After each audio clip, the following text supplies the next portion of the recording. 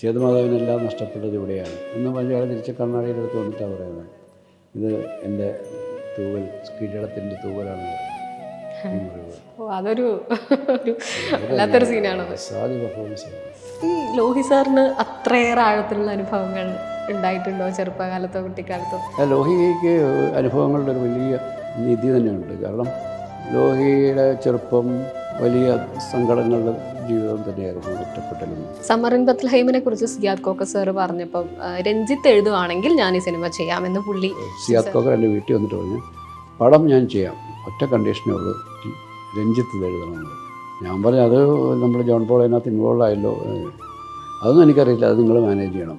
രഞ്ജിത്ത് എഴുതിയാലേ, അയാളുടെ മനസ്സിലിതുണ്ട്, എനിക്കത് പറഞ്ഞു കേട്ടപ്പോൾ മനസ്സിലായി. രഞ്ജിത്ത് എഴുതിയാൽ ഞാൻ 100% നമ്മൾ തുടങ്ങാൻ പോകും. ഷൂട്ടിംഗ് തുടങ്ങിയതിന് മുമ്പ് ഞാൻ അവൻ്റെ അടുത്ത് പറഞ്ഞു, ഇത് ഡ്രോപ്പ് ചെയ്യാം, നന്നാകത്തില്ല എന്ന് പറഞ്ഞു. പക്ഷേ പുള്ളി ആ സമയത്ത് ഒരുപാട് ഇൻവെസ്റ്റ് ചെയ്ത് കഴിഞ്ഞ് നിർബന്ധിച്ച് മമ്മൂട്ടി ഡബിൾ റോൾ എന്നൊക്കെ പറയുന്ന പുള്ളിയുടെ വലിയ പ്രതീക്ഷയായിരുന്നു. എനിക്കറിയാൻ പറ്റുന്ന അത് വർക്ക് ചെയ്യത്തില്ല. പക്ഷെ മമ്മൂട്ടി സാമ്യമായിട്ട് ധാരണയുണ്ട്, ഇത് രണ്ടും ഞാൻ ചെയ്തതാണ്. അവിടെ നിന്നിട്ട് എനിക്ക് മനസ്സിലായി ഇത് സെറ്റ് ബാക്ക് ആവും എന്നുള്ളത് മനസ്സിലായിരുന്നു. സാറിനോട് ചോദിക്കണം, എങ്ങനെയാണ് ഈ ഇമോഷൻസ് ഇത്രയധികം ആളുകളെ കരയിക്കുന്നത്? ഒരു സിനിമ കഴിഞ്ഞ് കണ്ട് പ്രിവ്യൂ കണ്ടു കഴിഞ്ഞപ്പോൾ കമൽ വന്ന് എൻ്റെ അടുത്ത് ചോദിച്ചിട്ടുണ്ട്, സിവി എങ്ങനെയാണ് ഇത്ര ഇൻറ്റൻസായിട്ട് മനുഷ്യരുടെ മനസ്സിലേക്ക് ഇറങ്ങി ചെല്ലുന്നത്? അതിനൊന്നും എനിക്ക് കൃത്യമായ ഉത്തരവില്ല. ഹായ്, സംവിധാന ജീവിതത്തിലെ 40 വർഷങ്ങൾ പിന്നിട്ടതിൻ്റെ നിറവിൽ ഇന്ന് എൻ്റെ കൂടെ ഉള്ളത് സിബി മലയിൽ. സർ, സ്വാഗതം. ആദ്യം തന്നെ ആശംസകൾ. ഒരു 40 വർഷം ഒരു സംവിധായകനെ സംബന്ധിച്ചിടത്തോളം വലിയൊരു കാലയളവാണ്, പ്രത്യേകിച്ച് മലയാള സിനിമ പോലെ ഒരു ഇൻഡസ്ട്രിയിൽ. സാർ, ഈ 40 വർഷങ്ങൾ എന്ന് പറയുമ്പോൾ 1985 മുത്താരംകുന്ന് പിയോയിലാണ് തുടങ്ങുന്നത്. വളരെ വേഗം പോയൊരു കാലമായിരുന്നു ഇത്, അല്ലെങ്കിൽ ആ തുടക്കകാലത്തൊക്കെ ഓർമ്മിക്കുന്നുണ്ടായിരുന്നു വർഷങ്ങളും മാസങ്ങളും ഒക്കെ പോകുന്നത്? ഇല്ല, തുടക്കം 85 തുടങ്ങുമ്പോഴത്തേക്ക് ഞാൻ ഏതാണ്ട് 30 വയസ്സിൽ താഴെയുള്ള ഒരാളായിരുന്നു. ഇപ്പോൾ ഒരു മനുഷ്യായുസിൻ്റെ ഏകദേശം പകുതിയിലേറെ കാലം ഇങ്ങനൊരു രംഗത്ത് നിൽക്കാൻ കഴിയുന്നു. ഇവിടെ എൻ്റെ സിനിമകൾ, എൻ്റെ പ്രൊഫഷൻ, ഇതെല്ലാം വളരെ സജീവമായ ഒരു കാലഘട്ടം ഇങ്ങനെ കടന്നു പോകാൻ കഴിഞ്ഞു എന്നൊക്കെ പറയുന്നത് അപൂർവമായ ഭാഗ്യമാണ്. അത് ഒരുപക്ഷെ നമ്മൾ ചെയ്ത സിനിമകൾ കൊണ്ട് നമ്മളെ അത് കണ്ടിഷ്ടപ്പെട്ട ഒരുപാട് പ്രേക്ഷകരുടെയൊക്കെ ഇഷ്ടങ്ങൾ ഈ കാലങ്ങൾ കൊണ്ട് നമുക്ക് നേടിയെടുക്കാൻ കഴിഞ്ഞു. പക്ഷേ മലയാള സിനിമ ആസ്വദിക്കുന്ന എല്ലാവർക്കും, മലയാളികളല്ലാത്തവർക്ക് പോലും ഈ കാലഘട്ടത്തിൽ നമ്മളുടെ സിനിമകളെ അവർ കണ്ടിഷ്ടപ്പെട്ട ഒരുപാട് അനുഭവങ്ങൾ പങ്കുവെക്കുകയും അത് കേൾക്കുകയും അറിയുകയൊക്കെ ചെയ്യാനുള്ള ഭാഗ്യം ഉണ്ടായിട്ടുണ്ട്. എനിക്ക് തോന്നുന്നു അത് അപൂർവമായി മാത്രം ലഭിക്കുന്ന ഒരു ഭാഗ്യമാണ്.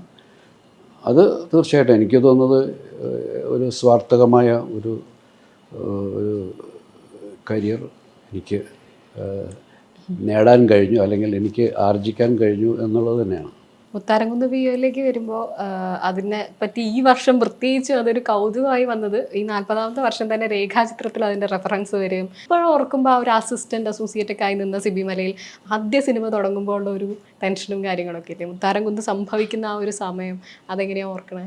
നവോദയയിലൊരു 5 സിനിമകളാണ് അവരുടെ കൂടെ വർക്ക് ചെയ്തത്. 5ാമത്തെ സിനിമ കഴിഞ്ഞപ്പോഴാണ് അവരുടെ തന്നെ ഒരു പ്രൊഡക്ഷൻ, അടുത്ത സിനിമ ചെയ്യാനുള്ളൊരു ഓഫർ എൻ്റെ മുമ്പിലേക്ക് വരുന്നത്. അപ്പം ആ സമയത്ത് ശരിക്കും മനസ്സുകൊണ്ട് ഞാനൊരു സിനിമ ചെയ്യാൻ പ്രിപ്പയർഡൊന്നും ആയിരുന്നില്ല. എങ്കിലും അവരെന്നെ കാണിച്ച വിശ്വാസം കൊണ്ട് ഞാൻ ധൈര്യം സംഭരിച്ചിറങ്ങിയായിരുന്നു.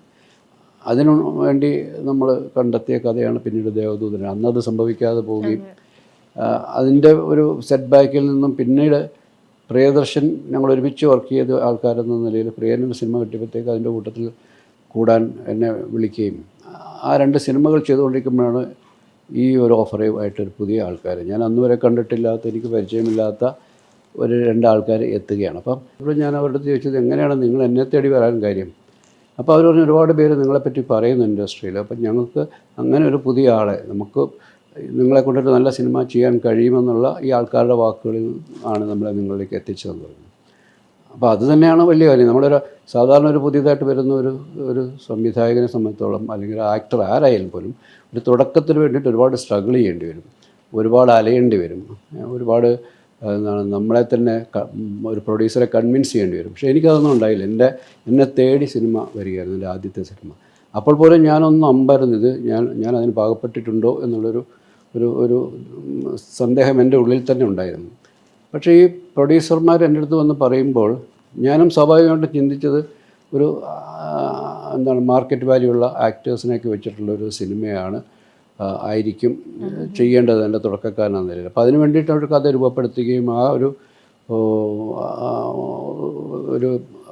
അക്കാലത്തുള്ള പ്രധാനപ്പെട്ട 1-2 നടന്മാർ അവരെ കൂടെ ഉൾപ്പെടുത്തി ചെയ്യാവുന്നൊരു പ്രോജക്റ്റിനെക്കുറിച്ച് ചിന്തിക്കുകയും ആ കഥയുമായിട്ട് മുന്നോട്ട് പോവുകയൊക്കെ ചെയ്തിരുന്നു.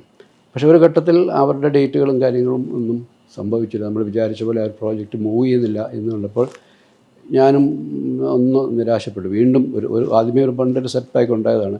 വീണ്ടും ഒരു രണ്ടാമത്തെ അവസരവും പിന്നെ നമുക്ക് ഇല്ലാതായി തീരുമോ എന്നൊക്കെ ഒരു ആശങ്കപ്പെട്ടപ്പോൾ ഈ നിർമ്മാതാവ് എന്നെ വിളിച്ച് പറഞ്ഞത്, ഞാൻ നിങ്ങളെ വെച്ചാണ് സിനിമ ചെയ്യാൻ വന്നത്, ഞാനൊരു താരത്തിൻ്റെ ഡേറ്റുമായിട്ട് നിങ്ങളടുത്ത് വന്നിട്ടില്ലല്ലോ, നിങ്ങളിൽ എനിക്ക് വിശ്വാസമുണ്ട്, നിങ്ങളൊരു നല്ല കഥ കണ്ടെത്തിയിട്ട് ആരെ വെച്ച് ഏറ്റവും പുതിയ ഇതിനു മുമ്പ് സിനിമയിൽ വന്നിട്ടില്ലാത്ത ആൾക്കാർ പുതുമുഖങ്ങളെ വെച്ച് ചെയ്തോളൂ, ഞാനതിന് കൂടെ ഉണ്ടാവുമെന്ന് പറഞ്ഞു.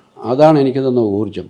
അപ്പോൾ പിന്നെ ഞാൻ വളരെ ധൈര്യം, അപ്പോൾ എനിക്ക് ധൈര്യമായി. എന്നെ വിശ്വസിക്കുന്ന ഒരാളാണ്. നമ്മളെപ്പോഴും അങ്ങനെയാണല്ലോ, നമ്മളെ ഒരാൾ വിശ്വസിക്കുന്നു എന്ന് പറഞ്ഞാൽ നമ്മൾ നമ്മുടെ 100% ഔട്ട്പുട്ട് അവർക്ക് കൊടുക്കാൻ തയ്യാറാവും. അപ്പോൾ ആ വിശ്വാസത്തെ നിലനിർത്തുക എന്നുള്ള ഒരു ഉത്തരവാദിത്വങ്ങളായി മാറുകയാണ്. അങ്ങനെയാണ് ഈ കഥയിലേക്ക് എത്തുകയും അദ്ദേഹം ഒരു വിധത്തിലുള്ള ഇടപെടലുണ്ടായില്ല. നമ്മളെ പൂർണ്ണമായിട്ടും വിശ്വസിച്ചുകൊണ്ട് ഏൽപ്പിക്കുകയായിരുന്നു. ആ വിശ്വാസം കാത്തു സൂക്ഷിക്കാനുള്ള ഉത്തരവാദിത്വം ഏറ്റെടുത്തുകൊണ്ടാണ് ഞാൻ ആ സിനിമ ചെയ്യുന്നത്. അതൊരു കൊമേഴ്ഷ്യലി വലിയ സക്സസ് ആവുകയോ അല്ലെങ്കിൽ അതൊരു സംവിധായകൻ എന്ന നിലയിൽ ഒരാൾ നമ്മളെ വിശ്വസിച്ചൊരു കാര്യം ഏൽപ്പിക്കുമ്പോൾ അല്ലെങ്കിൽ നമ്മളെ ആവശ്യം നടത്തുമ്പോൾ അതിനെ 100% അതിന് തിരിച്ചു കൊടുക്കാൻ ബാധ്യപ്പെട്ടവരാണ്. അതൊരു വലിയ സക്സസ് ആയില്ല. പക്ഷേ അത് വലിയ രീതിയിൽ സിനിമാ പ്രവർത്തകരുടെ ഇടയിൽ ശ്രദ്ധ നേടി. ഇയാൾ ഭാവിയിൽ ഇവിടെ നിൽക്കാനും സിനിമകൾ ചെയ്യാനും പ്രാപ്തിയുള്ള ഒരാളാണെന്നുള്ളൊരു ഒരു സംസാരങ്ങൾ ഉണ്ടാവുകയുണ്ടായി. ഇവിടെ നിലനിൽക്കാനുള്ളൊരു കാരണമായി തീർന്നു മുത്താരംകുന്ന് എന്നുള്ളതാണ് എൻ്റെ ഭാഗ്യം. ഒരു ക്രിയേറ്ററിൻ്റെ അടുത്ത്, പ്രത്യേകിച്ച് ഒരു സംവിധായകൻ്റെ അടുത്ത് ചോദിച്ചാൽ മക്കളോട് ആരോടാണ് കൂടുതൽ ഇഷ്ടമെന്ന് ചോദിക്കുന്ന പോലെ ഒരു ചോദ്യമാണെന്ന് പലപ്പോഴും പറയാറുണ്ട്. എന്നാലും ഒരു ഫേവറേറ്റ് മൂവി വളരെയധികം ഹൃദയത്തോട് ചേർന്ന് നിൽക്കുന്നത് ഏതായിരിക്കും? ഈ പറഞ്ഞ പോലെ തന്നെ അങ്ങനെ ഒറ്റ വാക്കിൽ ഉത്തരം പറയാൻ കഴിയുന്നില്ല. ഇപ്പം ആദ്യത്തെ കൺമണി എന്ന് പറയുന്നൊരു കൺസെപ്റ്റിലാണെങ്കിൽ ഈ സിനിമയാണ്. ഈ സിനിമ it is close to my heart. Because ആദ്യം നമ്മൾ ചെയ്യുന്നതിനകത്ത് നമ്മുടെ എല്ലാ സ്വപ്നങ്ങളുടെയും ഒരു ആദ്യത്തെ ഒരുപാട് കാര്യങ്ങൾ നമ്മൾ അതിലേക്ക് ചേർത്ത് വെക്കും. നമ്മളതുവരെ ശീലിച്ചതും പഠിച്ചതും മനസ്സിലാക്കിയ കാര്യങ്ങളൊക്കെ ഇതിലേക്ക് കൊണ്ടുവരാൻ ശ്രമിക്കുന്നുണ്ട്. പിന്നെ ഉള്ളത് ഈ ഓരോ ഘട്ടങ്ങളിലും നമ്മൾ ഇഷ്ടപ്പെടുന്നതും പ്രേക്ഷകർ ഇഷ്ടപ്പെടുന്നതുമായ ഒരുപോലെയുള്ള സിനിമകൾ ഒരുപാട് ഉണ്ടാകുന്നുണ്ട്. വലിയ രീതിയിൽ ജനങ്ങൾ കണ്ട സിനിമകളുണ്ട്, ഞങ്ങൾ കണ്ടില്ലെങ്കിൽ പോലും മറ്റു രീതിയിൽ അംഗീകരിക്കപ്പെട്ട സിനിമകൾ. അങ്ങനെ ഒരുപാട് സിനിമകൾ നമുക്ക് ഇഷ്ടത്തോടെ ചേർത്ത് നിർത്താനുണ്ടെങ്കിൽ പോലും വളരെ പേഴ്സണലായിട്ട് ഒരു ഫിലിം മേക്കർ എന്ന നിലയിൽ ഞാൻ എൻ്റെ ഏറ്റവും മികച്ച സിനിമ ഇന്ന് വരെ ചെയ്തതിൽ ഏറ്റവും മികച്ച സിനിമ ഒരു ക്രാഫ്റ്റ് വൈസ് അതിൻ്റെ കണ്ടൻറ്റ് വൈസ് എല്ലാം ഞാൻ ചേർത്ത് നിർത്തുന്ന സിനിമ സതയമാണ്. കാരണം അതൊരു എന്താണ് മറ്റെല്ലാ സിനിമകളുടെയും രീതികളിൽ നിന്നും ഒരു ഫിലിം മേക്കർ എന്നതിൽ എൻ്റെ ഏറ്റവും ബെസ്റ്റ് ഔട്ട്പുട്ട് അതിനകത്ത് ഉണ്ടായിരുന്നു എന്നാണ് ഞാൻ കരുതുന്നത്. MD സാറിൻ്റെ സ്ക്രിപ്റ്റ്, ആ സ്ക്രിപ്റ്റിനോട് എന്നെക്കൊണ്ടാവുന്ന വിധത്തിൽ അതിനെ ഏറ്റവും നന്നായിട്ട് ചെയ്യാൻ ശ്രമിച്ചു. അത് നന്നായി എന്നുള്ളൊരു ഫീഡ്ബാക്ക്സ് കിട്ടുന്നു. ഇതൊക്കെ തീർച്ചയായിട്ടും അതിനെ സ്പെഷ്യലായിട്ട് മാറ്റി നിർത്തേണ്ടി വരും. പക്ഷേ മറ്റതൊന്നും ഒട്ടും മോശമല്ല എന്നെ സംബന്ധിച്ചിടത്തോളം. കിരീടവും ദശരഥവും ഭരതവും തനിയാവർത്തനവും ഇതൊക്കെയും എല്ലാം ക്ലോസ് ടു മൈ ഹാർട്ടാണ്. But this is something special because of a film മേക്കറുടെ ഒരു പെർസ്പെക്റ്റീവ്. പക്ഷേ പ്രേക്ഷകർക്ക് അതിനെ കാണുന്നതിനപ്പുറത്തേക്ക് ഞാനതിനെ എൻ്റെ ഒരു ക്രിയേറ്റിവിറ്റിയുടെ ഏരിയയിൽ നിന്നുകൊണ്ട് നോക്കുമ്പോൾ എനിക്കത് സ്പെഷ്യലാണ്. വിചാരണയിലേക്ക് തന്നെ വരുമ്പോൾ ആ ക്ലൈമാക്സ് അങ്ങേയറ്റം ദുരന്തപര്യവസായി തന്നെയാണ്. നമ്മൾ ഒരുപാട് പേര് അതിൻ്റെ താഴേക്ക് ഇപ്പോഴും യൂട്യൂബിൽ നോക്കിക്കഴിഞ്ഞാൽ കമൻ്റ് ഉണ്ട്, ഇയാൾ നല്ല രീതിയിൽ ആ അച്ഛനും മകനും എഗെയിൻസ്റ്റ് നിന്നിരുന്നെങ്കിൽ, അയാൾ കേസ് ജയിച്ചിരുന്നെങ്കിൽ എന്ന് ആഗ്രഹിക്കുന്നത്. ഞാനൊക്കെ അങ്ങനെ ആഗ്രഹിച്ച ആളയ്യോ എന്തിനാ ശോഭന കയറി വരുമ്പോൾ ഇവർ മരിച്ചു കിടക്കുക എന്നുള്ളതൊരു വലിയ വിഷമമാണ്. മാറി ചിന്തിച്ചിട്ടേ ഇല്ല ഒരിക്കൽ പോലും ഇയാളൊരു നായകൻ ജയിച്ചു വരട്ടെ എന്ന്. അതും അതിൻ്റെയും കുറ്റവാളി ലോഹി എപ്പോഴും പറയാറുണ്ട്, എൻ്റെ നായകന്മാർ ജയിക്കുന്നവരല്ല പരാജയപ്പെടുന്ന നായകന്മാരുടെ കഥയാണ് ഞാൻ പറയുന്നത്. പക്ഷെ നമ്മളിപ്പോൾ സംസാരിച്ചപ്പോഴും ഇങ്ങനെ പറയുന്നത് അയാൾ ജയിച്ചിരുന്നെങ്കിൽ ഒരു മോട്ടിവേഷൻ ആവുമായിരുന്നില്ലേ അല്ലേ, അയാൾ സത്യത്തിനൊപ്പം നിന്നിട്ട് തോറ്റുപോയി എന്നൊരു മെസ്സേജും കൂടെ. ആ മെസ്സേജിനെ പറ്റി ഓർത്തായിരുന്നു. കാരണം ശരിക്കും ഇപ്പോൾ അയാൾ നിന്ന് ഇപ്പോൾ ലാലു അലക്സിൻ്റെ പ്രതാപ് ചന്ദ്രന്റെ കഥാപാത്രം മരിച്ച അത് പറഞ്ഞാൽ അവിടെ ഒരു പാർട്ടിയും പൊളിറ്റിക്സും ഒക്കെ വരുന്നുണ്ടല്ലോ. അപ്പൊ അതിനൊപ്പം നിന്ന ഒരാൾക്ക് ഇതാണ് വിധി എന്നൊരു മെസ്സേജും കൂടെ ആ സിനിമയിൽ വരും. കുറേയൊക്കെ യാഥാർത്ഥ്യങ്ങളും അത് തന്നെയാണല്ലോ അല്ലേ.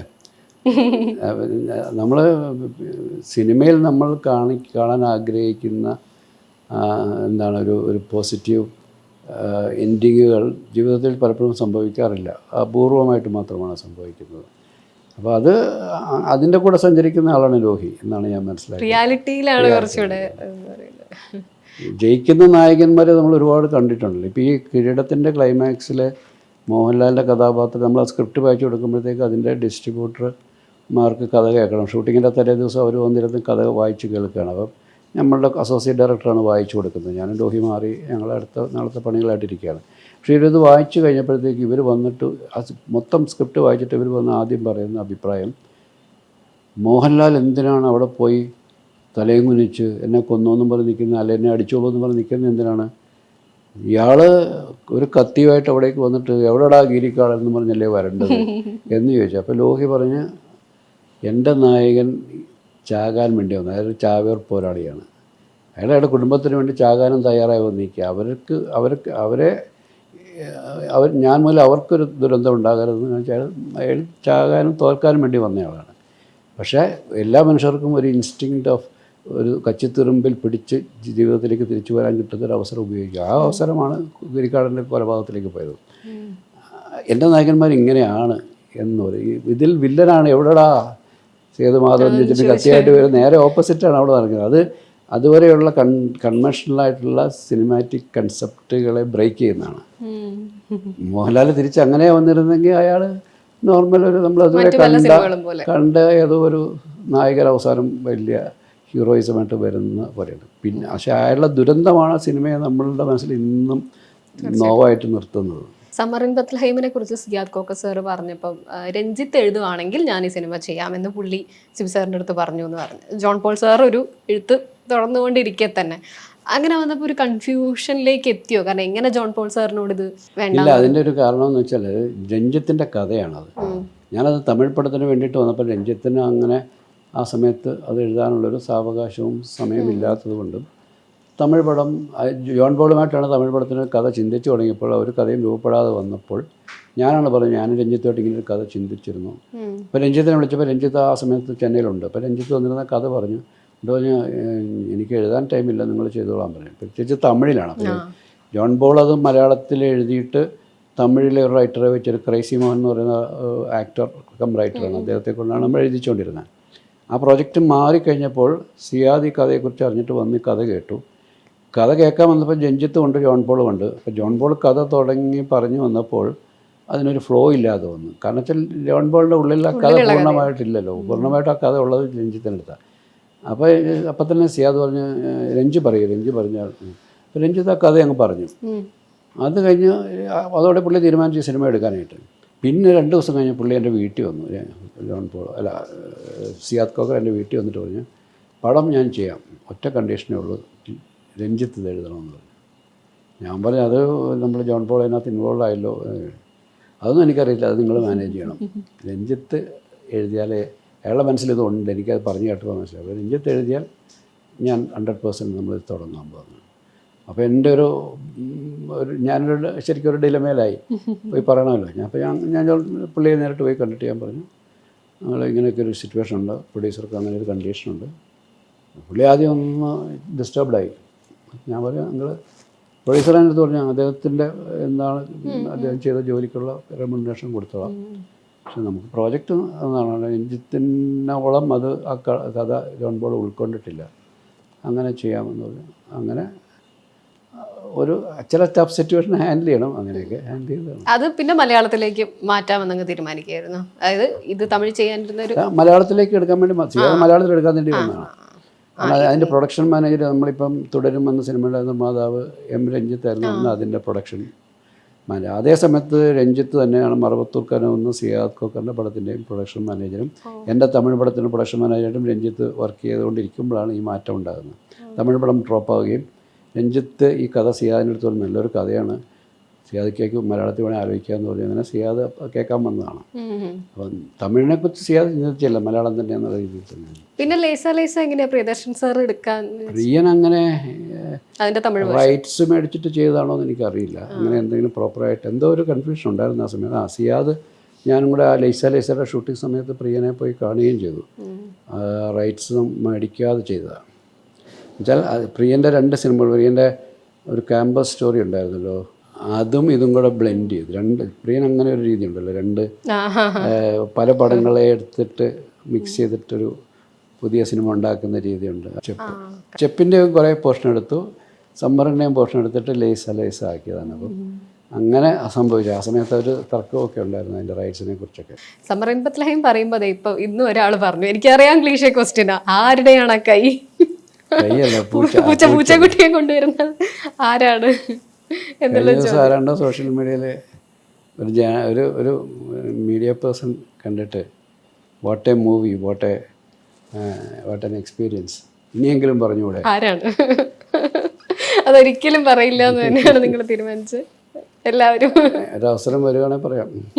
രണ്ടാം ഭാഗമൊക്കെ സംഭവിക്കും. ഞങ്ങൾ 40 വർഷത്തിന്റെ വേദിയിൽ പറയുമെന്ന് പ്രതീക്ഷിക്കുകയാണ്. ഉസ്താദിൽ നമ്മൾ മുമ്പ് പറഞ്ഞിട്ടുണ്ട്, ഉസ്താദിന്റെ ആ ഒരു ഹീറോ പരിവേഷത്തിൽ വരുന്ന അതുവരെ കാണാത്ത പരമേശ്വരൻ എന്നുള്ള ഒരു 2 മുഖങ്ങളുള്ള ഒരു ഹീറോയൊക്കെ. പിന്നീട് വരുന്ന നമ്മൾ ദേവദൂതൻ സംസാരിച്ചപ്പോൾ പറഞ്ഞു, നരസിംഹവും ദേവദൂതനും വരുമ്പോൾ നരസിംഹത്തിന് ആള് കൂടുതൽ കയറുന്ന ഒരു അവസ്ഥ ഉണ്ടായല്ലോ. ഒരു മോഹൻലാൽ ഫാൻസും മോഹൻലാലും ഒക്കെ മാറിയ സമയം, ആ മാറ്റത്തിനൊപ്പം സഞ്ചരിക്കാൻ ഒരു 2000-ന്റെ ആദ്യങ്ങളിൽ ശ്രമിച്ചിരുന്നില്ലേ? ഇല്ല, ഞാൻ അങ്ങനെ ഒരു മീശവരിക്കുന്ന ലാലേട്ടൻ്റെ അപ്പം ഇല്ല, ഒരു ട്രെൻഡിൻ്റെ പുറകെ പോകുക എന്നുള്ളൊരു രീതി എനിക്ക് ഒരിക്കലും ഉണ്ടായിട്ടില്ല. ഞാൻ പറയില്ല, നമുക്ക് നമ്മുടെ മുമ്പിൽ വരുന്ന നമുക്ക് ചെയ്യണമെന്ന് നമ്മളെ ഇൻസ്പയർ ചെയ്യുന്ന സിനിമകൾ ചെയ്യാനാണ് ഇഷ്ടപ്പെടുന്നത്. ഇങ്ങനെ ചെയ്താൽ ഇങ്ങനെ ഉണ്ടാകും, മീശ പിരിച്ചാൽ, അല്ലെങ്കിൽ അങ്ങനെ ചിന്തിക്കാറില്ല. നമുക്ക് ചെയ്യാൻ ഇഷ്ടപ്പെട്ട് രസിപ്പിക്കുന്ന സിനിമകൾ. ആ തീരുമാനം എപ്പോഴും ശരിയാകുന്നൊന്നുമില്ല, ഒരുപാട് പ്രാവശ്യം ആ തീരുമാനം തെറ്റിപ്പോയിട്ടുണ്ട്. എങ്കിലും ഒരു ട്രെൻഡിൻ്റെ പുറകെ സഞ്ചരിക്കുക എന്നുള്ള പരിപാടി തുടക്കം തൊട്ടേ ഇല്ലായിരുന്നു. പക്ഷേ ഞാൻ മീശ പിരിക്കുന്ന ലാലേട്ടൻ പറഞ്ഞപ്പോഴാണ് സേതുമാധവന്റെ 2ാമത്തെ ലുക്കിൽ അയാളൊരു ഗുണ്ടയായി മാറിയതിന്റെ ലുക്കാണ്. ആ ലുക്ക് ചേഞ്ച് ആലോചിക്കുന്നതോ? അത് സ്ക്രിപ്റ്റിൽ തുളനെയുള്ളതാണ്. ഇയാൾ തീരുമാനിക്കുകയാണല്ലോ. ഇയാൾ തിരിച്ചു വന്ന ശേഷം അയാൾ സർവൈവ് ചെയ്യാൻ വേണ്ടിയിട്ടുള്ള എല്ലാ ശ്രമങ്ങളും, മീൻ കച്ചവടം നടത്തി എങ്ങനെയെങ്കിലും കുടുംബത്തെ സംരക്ഷിക്കാനുള്ള ഉത്തരവാദിത്വം, അച്ഛനും വയ്യാതായി, ഇങ്ങനെയൊക്കെ ആകുന്നു. അപ്പോൾ അത് ഏറ്റെടുക്കാനുള്ള എല്ലാ ശ്രമങ്ങളും പരാജയപ്പെട്ടപ്പോഴാണ് ഇയാൾക്ക് ഇതിൽ നിന്ന് പുറത്ത് വരാൻ പറ്റില്ല എന്നൊക്കെ ബോധ്യമാകുന്നത്. ഈ ലെവലിൽ ഇനി ജീവിക്കാൻ പറ്റും എന്നൊക്കെ ബോധ്യപ്പെട്ടു. അപ്പോൾ പിന്നെ അതിനിറങ്ങാൻ തീരുമാനിക്കുക. അതാണ് ആ പർട്ടിക്കുലർ സീനാണ് അയാൾ പറയുന്നത്, എൻ്റെ ജീവിതം നഷ്ടപ്പെട്ടു പോയത് ഇവിടെയാണ്, ഈ തെരുവിലാണ്.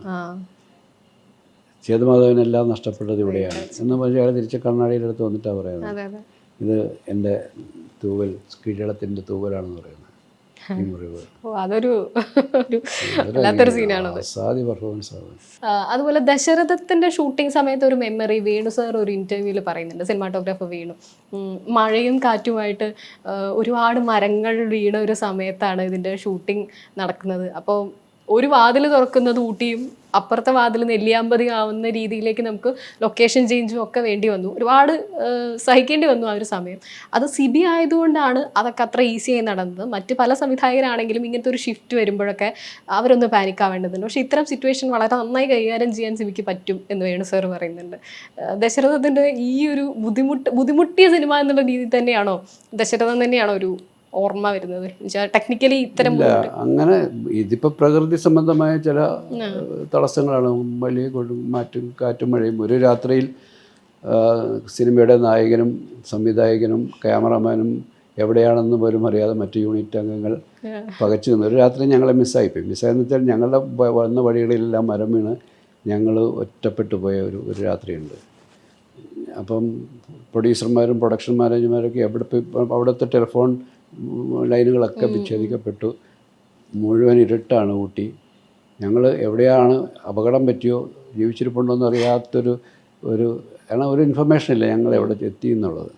അപ്പോൾ അത് അങ്ങനത്തെ ഒരുപാട് പ്രതിസന്ധികൾ ഉണ്ടായിരുന്നു ആ സിനിമയ്ക്ക്. അതേ ഘട്ടത്തിൽ ആ സമയത്ത് തന്നെ സൗത്ത് ഇന്ത്യയിൽ മുഴുവൻ ഒരു സമരം പ്രഖ്യാപിക്കപ്പെട്ടു. സിനിമാ സമരം വന്നു. സിനിമകളൊക്കെ നിർത്തിവെക്കാനുള്ള തീരുമാനമുണ്ടായി. അപ്പോൾ അതുകൊണ്ട് നമുക്ക് തമിഴ്നാട്ടിൽ പിന്നെ ഷൂട്ട് ചെയ്യാൻ പറ്റത്തില്ല എന്നൊരു സാഹചര്യം വന്നപ്പോൾ അവിടുന്ന് പൂർണ്ണമായിട്ടും മാറേണ്ടി വന്നു. പിന്നെ പുതിയ സ്ഥലം ഷൂട്ടിങ്ങും ബ്രേക്ക് ചെയ്യാതെ ഒരു ദിവസത്തേക്ക് മാത്രം, ആ ഷിഫ്റ്റിങ്ങിൻ്റെ ഒരു ദിവസം ഒഴിച്ച് ഷൂട്ട് ബ്രേക്ക് ചെയ്യാതെ അവിടെ നിന്ന് എറണാകുളത്തേക്ക് മാറുകയും എറണാകുളത്ത് പെട്ടെന്ന് സ്ഥലങ്ങൾ കണ്ടുപിടിച്ച് ഇൻഡോറിലുള്ള വർക്കൊക്കെ ചെയ്യണം. ഔട്ട്ഡോറിൽ പോകാൻ പറ്റത്തില്ല, ഊട്ടി ചെയ്തിട്ട് പെട്ടെന്ന് ഔട്ട്ഡോർ കാണിക്കാൻ പറ്റില്ല. നിർമ്മാതാക്കളുടെ വീടുകളിലൊക്കെ അവിടെ ഇവിടെയൊക്കെ ആയിട്ട് ഇൻഡോറിൽ ചില ഹോട്ടലുകളുടെ ഇൻറ്റീരിയറൊക്കെ ആയിട്ട് ചെയ്ത് നിന്നിട്ട് ഇതിന് പറ്റുന്നൊരു ലൊക്കേഷൻ നെല്ലിയാമ്പതിയിൽ കിട്ടുന്നിടം വരെ നമ്മളിവിടെ ഇങ്ങനെ ഷൂട്ടിംഗ് ബ്രേക്ക് ആകാതെ അത് കണ്ടിന്യൂ ചെയ്തു പോയി. പക്ഷേ നെല്ലിയാമ്പതിയിലേക്ക് ചെന്നപ്പോഴും നമ്മൾ വിചാരിച്ച ഇതുവരെ ചെയ്ത ഷൂട്ടിങ്ങിൻ്റെ വീടുകളുടെയൊക്കെ തുടർച്ചകൾ ചെയ്യാറുള്ളതാണ്. നേരത്തെ വേണു പറഞ്ഞ പോലെ വീടിൻ്റെ പുറം ഒരു സ്ഥലവും അകം വേറൊരു സ്ഥലവുമായിട്ടൊക്കെ ഷൂട്ട് ചെയ്ത് വരുന്നു. പിന്നെ കാലാവസ്ഥ അവിടെയും വലിയ പ്രശ്നമായിരുന്നു. കാരണം അവിടെ ഭയങ്കര ക്ലൗഡ്സ് വന്ന് പറയും. ഒരു മിനിറ്റ് പോലും നമുക്കൊരു ഒരു ലൈറ്റൊന്നും അതിൻ്റെ ഒരു സ്റ്റഡി ആയിട്ടൊരു ലൈറ്റ് കിട്ടത്തില്ല, മാറിക്കൊണ്ടിരിക്കും, ലൈറ്റ് വേരിയേഷൻ സംഭവിച്ചുകൊണ്ടിരിക്കും. അപ്പോൾ ഒരു വലിയ ലെങ്തി ഷോട്ടുകളൊന്നും എടുക്കാൻ പറ്റില്ല. അങ്ങനെ ഒരുപാട് പ്രതിസന്ധികളുണ്ട്. താമസിക്കാൻ സ്ഥലങ്ങളില്ലായിരുന്നു. ഞങ്ങളൊക്കെ കാറിലും എൻ്റെ അസിസ്റ്റൻസൊക്കെ യൂണിറ്റ് ബസ്സിൻ്റെ മുകളിലൊക്കെ കിടന്ന് ടർപ്പാള കൊണ്ട് മൂലി തണുപ്പത്ത് അങ്ങനെയൊക്കെ കിടന്ന് ഒരുപാട് നമ്മുടെ എന്താണ് ആ ഒരു പ്രതികൂലമായ സാഹചര്യങ്ങൾ ഷൂട്ടിങ്ങിൽ മാത്രമല്ല നമ്മുടെ അവിടുത്തെ ഒരു എന്താണ് സർവൈവലും അവിടെ ഭയങ്കര ചലഞ്ചിങ് ആയിരുന്നു. 2 ദോശയും 4 പേരും കൂടി ഇരുന്നിട്ടുണ്ട്. അങ്ങനെയുണ്ട്. ഈ മരം വീണിട്ട് ഭക്ഷണം എത്താതെ ഭക്ഷണത്തിൻ്റെ വണ്ടിയൊന്നും ലൊക്കേഷനിലേക്ക് എത്താൻ പറ്റാതെ ഒരു പകൽ മുഴുവൻ എല്ലാവരും പട്ടിണി ഇരുന്നു ഒക്കെ പോകുന്നുണ്ട്. അപ്പോൾ അതൊക്കെ പക്ഷെ അതെല്ലാം നമ്മൾ ഒരു ആസ്വദിച്ച് തന്നെയാണ്. ഞാൻ സിനിമ ചെയ്യുന്നതൊരു നമ്മളുടെ ഏറ്റവും ക്ലോസ് ടു അവർ ഹാർട്ട് എന്ന് പറയുന്ന രീതിയിലുള്ള ഒരു കഥയാണ്, ഒരു സിനിമയാണ്. അത്തരത്തിലുള്ള പെർഫോമൻസാണ് നമ്മുടെ കൂടെ ഉള്ളത്. അവരെല്ലാവരും അങ്ങനെ ഒന്നിച്ച് നിന്ന് ചെയ്ത സിനിമയാണ്. അപ്പം അതും എന്താണ് നമ്മളോട് ഇഷ്ടപ്പെടാത്തൊരു കാര്യമല്ല ചെയ്യുന്നുള്ളത് കൊണ്ട് അത് ആസ്വദിക്കാൻ പറ്റും. അതുപോലെ തന്നെ സമാഗമത്തിൽ പണ്ട് ലാലേട്ടനും സാറും കൂടെ വന്നതിൽ ലാലേട്ടൻ പറയുന്നത് സതയം ഒന്നും ഇനി അങ്ങനത്തെ സിനിമ ചെയ്യരുത് എന്ന ആളുകൾ പറഞ്ഞു, കാരണം താങ്ങാൻ പറ്റില്ല എന്നുള്ളതുകൊണ്ട്. അപ്പോൾ ഇപ്പോൾ എന്നോട് ഇന്ന് സുഹൃത്ത് ചോദിച്ചതും സാറിനോട് ചോദിക്കണം, എങ്ങനെയാണ് ഈ ഇമോഷൻസ് ഇത്രയധികം ആളുകളെ കരയിക്കുന്നത്, അല്ലെങ്കിൽ ഇത്രയും മനസ്സിൽ തട്ടുന്ന രീതിയിൽ സിനിമ എടുക്കുമ്പോൾ ആ ഒരു ഞാൻ കഴിഞ്ഞ പ്രാവശ്യം ചോദിച്ചു സാറിന് ഫീൽ ചെയ്യും, സാർ പറഞ്ഞില്ല ഞാനതൊരു ടെക്നീഷ്യൻ എന്നുള്ള രീതിയിലാണ് എടുക്കുക. പക്ഷേ ഇമോഷനെ എങ്ങനെയാണ് അപ്രോച്ച് ചെയ്യുന്നത്? ഒരു സിനിമ കഴിഞ്ഞ് പ്രിവ്യൂ കണ്ടു ഇറങ്ങിയപ്പോൾ കമൽ വന്ന് എൻ്റെ അടുത്ത് ചോദിച്ചിട്ടുണ്ട്, സിവി എങ്ങനെയാണ് ഇത്ര ഇൻറ്റൻസായിട്ട് മനുഷ്യരുടെ മനസ്സിലേക്ക് ഇറങ്ങി ചെല്ലുന്നത് ചോദിക്കുന്നുണ്ട്. അതിന് എനിക്ക് കൃത്യമായ ഉത്തരവില്ല. ഞാനതിൻ്റെ കൂടെ സഞ്ചരിക്കുന്നുണ്ടാവും. ഞാനത് വായിക്കുമ്പോൾ തൊട്ട് തന്നെ അത് നമ്മളെ അതിൻ്റെ ഡെപ്ത്ത് നമ്മളിലേക്ക് എത്തിച്ചേരുന്നുണ്ട്. ഞാനതിലേക്ക് ഇറങ്ങി ചെല്ലുന്നതല്ല, അത് എന്നിലേക്ക് വന്ന് കയറുന്നതാണ് ഞാൻ ഇരിക്കുന്നത്. അതെന്നെ എന്താ ഞാൻ പറയുക, അതിനൊരു വാക്ക് പറയുക വെച്ചാൽ എന്നെ അത് പ്രൊവോക്ക് ചെയ്യുന്നതാണ്. ഒരു എഴുത്തുകാരൻ്റെ എഴുത്തിലെ ഇമോഷണൽസ് എന്നെ പ്രകോപിപ്പിക്കുകയും പ്രചോദിപ്പിക്കുകയും ചെയ്യുമ്പോൾ എനിക്കൊരു വെല്ലുവിളിയായി വരുമ്പോൾ ആ വെല്ലുവിളി അതിജീവിക്കുക എന്നുള്ളത് എൻ്റെ ഒരു രീതിയാണ്. എനിക്കിഷ്ടമാണ് അത്തരം വെല്ലുവിളികൾ നേരിടുന്നത്. അത്തരം ഒരു അൺപ്രഡിക്റ്റബിളായിട്ടുള്ള അല്ലെങ്കിൽ നമുക്ക് അൺഅസ്യൂമിങ് ആയിട്ടുള്ള ഒരുപാട് കഥാസന്ദർഭങ്ങളും ക്യാരക്ടേഴ്സും ഒക്കെ നമ്മുടെ മുമ്പിലേക്ക് എത്തുമ്പോൾ അതിനെ മറികടക്കാൻ എഴുത്തുകാരൻ എഴുതി വെച്ചതിന് മുകളിൽ കയറി നമുക്കതിനെ പ്രേക്ഷകരിലേക്ക് എത്തിക്കാൻ ഉള്ള ഒരു ചലഞ്ച് നമ്മുടെ മുമ്പിലേക്ക് എത്തുന്നുണ്ട്. ആ ചലഞ്ച് സ്വീകരിക്കാൻ എനിക്കിഷ്ടമാണ്. കുറച്ച് നാൾ മുമ്പ് സംസാരിച്ചപ്പം കരയിക്കാൻ മമ്മൂട്ടി കരയുമ്പോഴാണ് പ്രേക്ഷകർ ഏറ്റവും കൂടുതൽ കരഞ്ഞിട്ടുള്ളതെന്ന് പറഞ്ഞു. അതിനെ പല രീതിയിൽ പല ഫാൻസ് വിമർശിക്കുന്നതൊക്കെ നമ്മൾ കണ്ടിട്ടുണ്ട്. പക്ഷേ ഒരുപാട് പേര് അനുകൂലിച്ചും കണ്ടിട്ടുണ്ട്. ഈ 2 സ്റ്റാർസും അവരുടെ സ്റ്റാർഡം യൂസ് ചെയ്ത അല്ലെങ്കിൽ അവരുടെ ആക്ടറെ യൂസ് ചെയ്ത് ഇത് രണ്ടും യൂസ് ചെയ്ത് ഇപ്പോൾ റീസെൻ്റ്ലിയും ഹിറ്റായ ഒരുപാട് സിനിമകളുണ്ട്. എല്ലാ തരത്തിലും വന്നിട്ടുണ്ട്. ആ കാലഘട്ടത്തിലും അതെ തുടക്കം മുതലും സാറുണ്ട്. എങ്ങനെ ഇവർ രണ്ടുപേരുടെ ഒരു സ്ട്രോങ് പോയിന്റ് എന്നുള്ളത് അന്നൊക്കെ സാറ് മനസ്സിലാക്കിയിരുന്നത്? ഞാൻ ഇവരെ രണ്ടുപേരും 2 പാറ്റേണിലുള്ള ആക്ടേഴ്സായിട്ട് തന്നെയാണ് കാണുന്നത്. മമ്മൂട്ടി കുറച്ചും കൂടെ ഒരു സ്റ്റൈലൈസ്ഡ് ആക്ടറാണ്. മമ്മൂട്ടി ഒരു ക്യാരക്ടറിനെ വളരെ റിയലിസ്റ്റിക് ആയിട്ടല്ല അപ്രോച്ച് ചെയ്യുന്നത്. പക്ഷേ നമുക്കത് തോന്നും അയാൾ റിയലിസ്റ്റിക് ആയിട്ടാണ് ചെയ്യുന്നത്. പക്ഷേ കുറച്ചുകൂടെ സ്റ്റൈലൈസ്ഡ് ആയിട്ട് ഇപ്പോൾ ഞാൻ എപ്പോഴും ഉദാഹരണം പറയാനുള്ളത് വടക്കൻ വീരഗാഥയിലെ കഥാപാത്രമാണ്. വടക്കൻ വീരഗാഥയിലെ ചന്തുവിനെ മമ്മൂട്ടിക്കല്ലാതെ വേറൊരാളെ കുറിച്ച് നമുക്ക് സങ്കല്പിക്കാൻ കഴിയാത്ത വിധത്തിൽ മമ്മൂട്ടി അത് നമ്മുടെ മുമ്പിൽ പ്രസൻറ്റ് ചെയ്തിട്ടുണ്ട്. ഇനി നമുക്ക് വേറൊരാൾ ഇത് ചെയ്താൽ നമുക്ക് തൃപ്തി വരാത്ത രീതിയിൽ.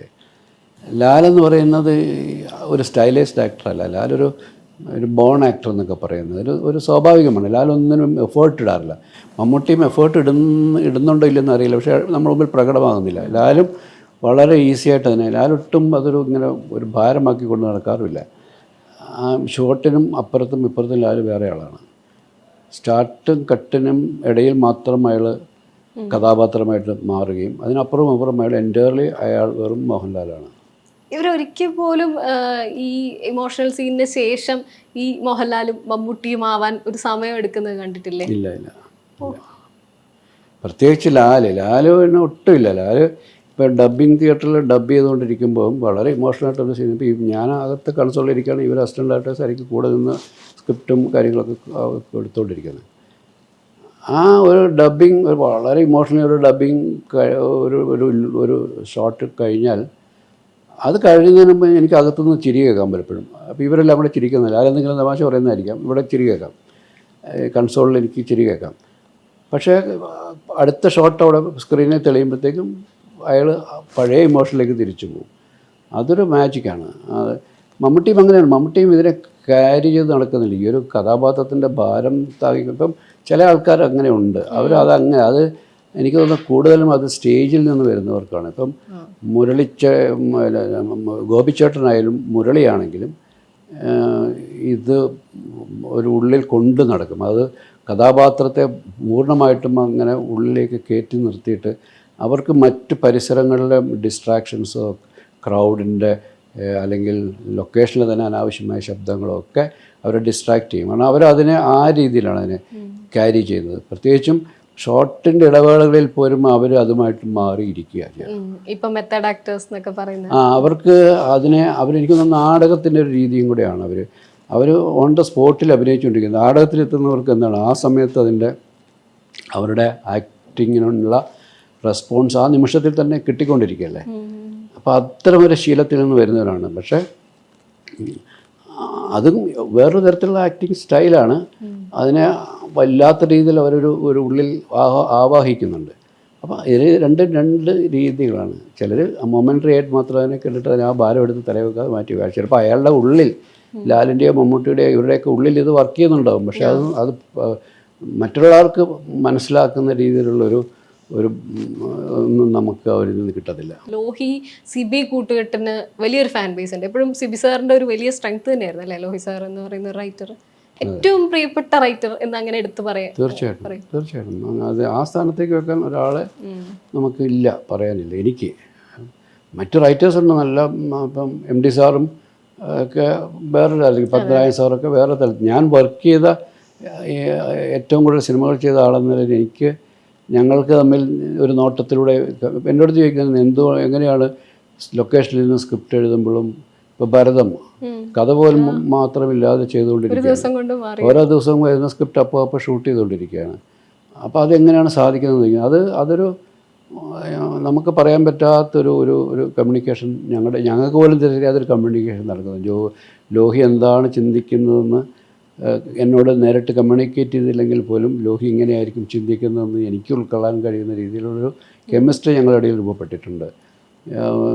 ഒരു ഇപ്പോൾ ഇവർ തന്നെ ഭരതത്തിൻ്റെ ഒരു സീൻ എടുക്കുമ്പോൾ നമ്മളൊരു ലൊക്കേഷനിൽ ഷൂട്ട് ചെയ്യുകയാണ്. അപ്പോൾ അവർ ലോഹി മുറിയിൽ നിന്ന് എഴുതിക്കൊണ്ടിരിക്കുകയാണ്. അന്ന് ആ വീട്ടിൽ പ്ലാൻ ചെയ്ത സീനുകളൊക്കെ തീർന്നു. ഉച്ചവരെയുള്ള ആയപ്പോഴത്തേക്ക് അത് തീർന്നു. ഉച്ച കഴിഞ്ഞ് അവിടെ ഷൂട്ട് ചെയ്യാൻ സീനുകളില്ല. അപ്പോൾ ഒന്നെങ്കിൽ ചെയ്യേണ്ടത് അവിടെ നിന്ന് ഷിഫ്റ്റ് ചെയ്ത് നമ്മുടെ കയ്യിൽ എഴുതി വെച്ച വേറെ ലൊക്കേഷനിലുള്ള സീനുണ്ട്, അങ്ങോട്ടേക്ക് പോകണം. പക്ഷേ ഷിഫ്റ്റിംഗ് എന്ന് പറയുന്നത് ഒരു 1-2 മണിക്കൂർ എടുക്കും. ഷിഫ്റ്റ് ചെയ്ത് മറ്റേ സ്ഥലത്ത് നിന്ന് തുടങ്ങുമ്പോൾ അപ്പോഴത്തേക്കും വൈകുന്നേരവും അവിടെ ചെന്നാലും ഒന്നും നടക്കത്തില്ല. അപ്പോഴത്തേക്ക് ഇരുട്ടാവും, പകൽ സീൻ എടുക്കാൻ കഴിയില്ല. അങ്ങനെ ഇരിക്കുമ്പോൾ ഇവർ പെട്ടെന്ന് പോയി സുന്ദർദാസാണ് ലോഹിയുമായിട്ട് കമ്മ്യൂണിക്കേഷൻ നടത്തിക്കൊണ്ടിരുന്നത്. ഉച്ച കഴിഞ്ഞ് എടുക്കാൻ സീനില്ല എന്ന് അവർക്ക് ബോധ്യപ്പെട്ടപ്പോൾ നേരെ ലോഹിദാസിൻ്റെ അടുത്ത് ചെല്ലുന്നു. ലോഹിദാസ് പറയുന്നു, ഓക്കെ അങ്ങനെയാണ് ആ വീട്ടിൽ തന്നെയുള്ളൊരു സീൻ ഇപ്പോൾ തരാമെന്ന് പറഞ്ഞു. അവിടെ വെയിറ്റ് ചെയ്യാൻ പറഞ്ഞു. അവിടെ ഇരുന്നൊരു സീൻ എഴുതി കൊടുത്തു. ഒരു 11 സീനുകൾ വിട്ടിട്ട്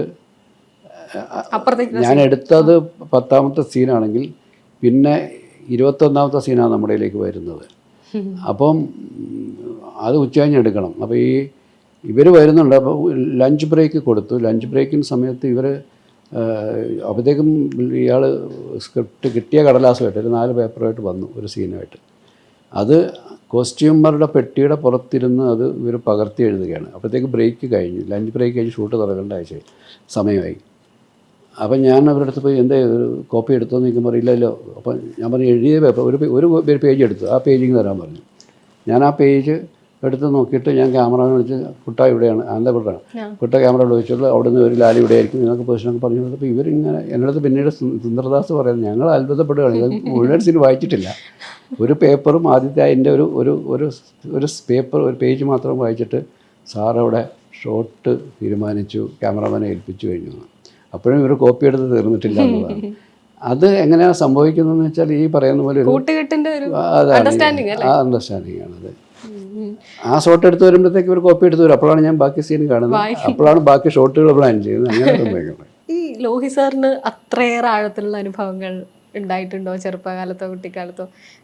ഈ എഴുത്തുകൾ ഇങ്ങനെ നമുക്ക് ലോഹിക്ക് അനുഭവങ്ങളുടെ ഒരു വലിയ നിധി തന്നെയുണ്ട്. കാരണം ലോഹിയുടെ ചെറുപ്പം വലിയ എന്താണ് സങ്കടങ്ങളുടെ ജീവിതം തന്നെയായിരുന്നു. ഒറ്റപ്പെടലും ഒക്കെ ആയിട്ട് പോകുന്ന ഒരു വിധത്തിൽ പറയുന്ന ഒരു അനാഥത്വത്തിലൂടെ അയാൾ കടന്നു പോയിട്ടുണ്ട്. അയാൾ പിന്നെ എന്താണ് ആരും തുണയില്ലാത്തൊരു ജീവിതം ഉണ്ടായിരുന്നു അയാൾക്ക്. എൻ്റെ അടുത്ത് പറയുന്ന കഥകളിലൊക്കെ നമുക്ക് ചിന്തിക്കാൻ പറ്റാതെ, ഇപ്പം അയാൾ ലാബ് ടെക്നീഷ്യൻ കോഴ്സ് പഠിക്കാൻ വേണ്ടിയിട്ട് തിരുവനന്തപുരത്ത് പോകുമ്പോൾ അയാൾക്ക് ഒരു ഹോസ്റ്റൽ മുറിയിൽ നിന്ന് കൊടുക്കാനുള്ള കാശില്ല. അയാൾ തമ്പാനൂർ റെയിൽവേ സ്റ്റേഷനിലാണ് അയാൾ ഉറങ്ങിയിരുന്നത്. അപ്പോൾ അയാൾ പറയുന്നത് ഉറങ്ങാൻ പോലും പറ്റത്തില്ല. വെളുപ്പിനെ മനോരമ പത്രം അല്ലെങ്കിൽ അടുത്ത ദിവസത്തെ പത്രം വരാൻ കാത്തിരിക്കുക, അത് വായിക്കാനല്ല, അതേ കിടന്ന് ഉറങ്ങാൻ വേണ്ടിയിട്ട്. അന്ന് 50 പൈസയ്ക്ക് ഒരു പത്രം മേടിച്ച് അത് വിരിച്ച് അവിടെ കിടന്ന് അവിടുത്തെ കംഫർട്ട് സ്റ്റേഷനിൽ അയാളുടെ പ്രാഥമിക കാര്യങ്ങളൊക്കെ നിർവഹിച്ച് കുളിച്ച് ആ വസ്ത്രം ഉണക്കി വിരിച്ചിട്ടിട്ട് അത് ഉണങ്ങാൻ കാത്തിരുന്നിട്ടാണ് ആ വസ്ത്രം ഇട്ടാണ് അയാൾക്ക് പണി. എന്നിട്ട് തമ്പാനൂരിൽ നിന്ന് ഉള്ളൂർ വരെ അയാൾ നടന്നാണ് പോയിക്കൊണ്ടിരുന്നത്. അങ്ങനെ ജീവിച്ച ഒരു അനുഭവങ്ങളുണ്ട്. അത് നമുക്ക് ആർക്കും പറയാനില്ല, അല്ലേ? നമുക്ക് ആർക്കും ചിന്തിക്കാൻ പറ്റാത്ത ജീവിതം. അത്തരത്തിലുള്ള ഒരുപാട് തിരസ്കാരങ്ങളുടെ ഒക്കെ കഥകളുണ്ട് അദ്ദേഹത്തിന്. അപ്പോൾ അതിൽ നിന്നൊക്കെ അത് രണ്ട് തരത്തിൽ മനുഷ്യനെ വേർതിരിക്കാം. ഒന്നെങ്കിൽ അത് വല്ലാത്തൊരു കുഴപ്പക്കാരനായിട്ട് മാറാം അങ്ങനെ ഒരാൾ, അല്ലേ? ഒരു എന്താണ് ഒരു സമൂഹത്തിൽ ഗുണകരമല്ലാത്ത അതൊക്കെ ഒരു റിവഞ്ചായിട്ട് ഉള്ളിൽ കൊണ്ട് നടന്നിട്ട് ഒരു ക്രിമിനലായിട്ട് മാറാം. പക്ഷേ ഇയാൾ അതിൻ്റെ പോസിറ്റീവ് സൈഡിലേക്ക് ഒരു സമൂഹത്തെ മുഴുവൻ പിന്നെ തൻ്റെ പേനയുടെ തുമ്പിലൂടെ ഹൃദയത്തിലേക്ക് ചേർക്കപ്പെട്ടൊരു മനുഷ്യനാണ് അയാൾ. ഞാൻ ചോദിക്കാൻ വിട്ട എൻ്റെ വീടപ്പൂൻ്റെയും കൂടെയായിരുന്നു. കാരണം ഞാൻ തിയേറ്ററിൽ കണ്ട ആദ്യ സിബി മലയിൽ സിനിമ എൻ്റെ വീടപ്പൂൻ്റെ. നമ്മുടെ കൂടെയുള്ള പലരും പറഞ്ഞിട്ടുണ്ടായിരുന്നു. അന്ന് കുട്ടികളൊക്കെ എങ്ങനെയാണ് റെസ്പോണ്ട് ചെയ്തിരുന്നത്? ഞാനൊക്കെ അത് ഇപ്പോഴും ഞാൻ ആ 7 വയസ്സുള്ള കുട്ടിയാണ്. ആ സിനിമ എനിക്ക് മുഴുവൻ കാണാൻ പറ്റില്ല, കണ്ണു നിറയും. സാറിന് അന്ന് കുട്ടികളുടെ റെസ്പോൺസ് എന്തായിരുന്നു? കുട്ടികളുടെ റെസ്പോൺസ് എനിക്ക് കൃത്യമായിട്ടും അറിയില്ല. അവർ പടം കണ്ടിട്ട് നമ്മളെ അറിയിക്കും. അങ്ങനെ എന്തെങ്കിലും പരിചയത്തിലോ അല്ലെങ്കിൽ മക്കളോ ഒക്കെ? ഇല്ല, മാതാപിതാക്കളുടെ റെസ്പോൺസ് ഭയങ്കര, പ്രത്യേകിച്ച് അമ്മമാരുടെ. പലർക്കും അവരുടെ അവർ ചെയ്ത കാര്യങ്ങളിൽ തെറ്റായിപ്പോയെന്നൊക്കെ എന്നെ ഒരു സിനിമ കണ്ടിട്ട് ഒരു സ്ത്രീ എന്നെ വിളിച്ചിട്ട് പറഞ്ഞു,